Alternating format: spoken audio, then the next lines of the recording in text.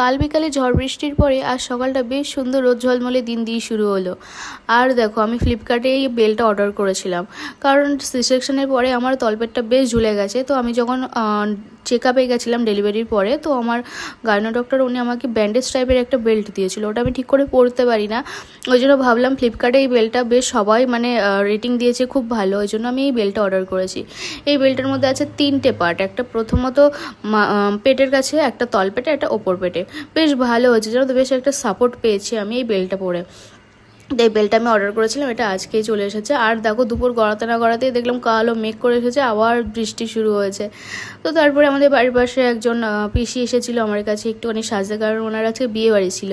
আর আমার বাবার বাড়ি আসলেই যেন আমার আশেপাশে যারা থাকে মানে বোন কাকিমা এরা আমার কাছে সাজতে আসে, বেশ ভালোই লাগে। তো ওনাকে সাজিয়ে রেডি করে দিলাম। আর এই ছিল আজকের মতো ব্লগ। কেমন লাগলো এই ব্লগটা? যদি ভালো লাগে অবশ্যই একটা লাইক দিও। Thanks for watching.